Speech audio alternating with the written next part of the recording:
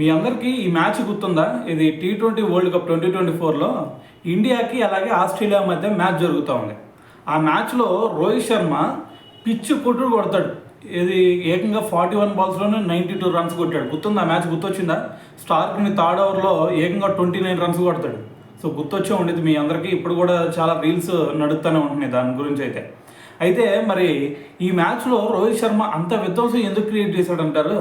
So దానికి ఒక reason ఉందంట. ఆ రీజన్ ఏంటంటే, మనకి 2023 ODI world cup final match జరిగింది కదా. ఆ ఫైనల్లో ఆస్ట్రేలియా మన మీద గెలిచింది. ఎందుకు? ట్రావిస్ హెడ్ అలాగే లబుషేన్ వీళ్ళిద్దరు ఒక మంచి పార్ట్నర్షిప్ బిల్డ్ చేయడం వల్ల మన వాళ్ళు ఓడిపోయారు. అయితే మరి అప్పుడు మన మీద గెలిచారు కాబట్టి ఈసారి ఎలాగైనా సరే ఒక గట్టి రివెంజ్ తెచ్చుకోవాలని చెప్పి T20 వరల్డ్ కప్లో మన వాళ్ళు డిసైడ్ అయ్యారు. సో దాని గురించే ముందు మన టీం మొత్తం కూడా మాట్లాడుకున్నారంట. అరే అబ్బాయి, మనకి అప్పుడు చూసుకుంటే వీళ్ళు మనల్ని ఓడించారు, ట్రోఫీ దగ్గర దాకా వచ్చినా సరే వీళ్ళు లాగేసుకెళ్ళారు.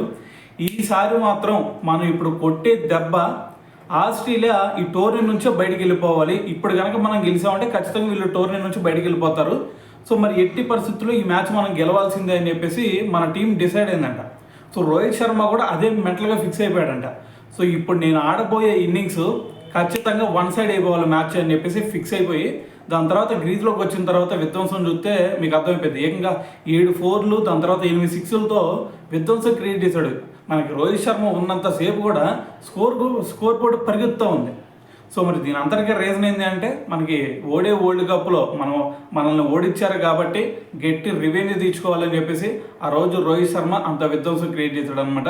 సో మరి ఈ మ్యాచ్ కనుక మీకు గుర్తుంటే, సో మరి గుర్తుందని చెప్పేసి కింద కామెంట్ చేయండి మరి.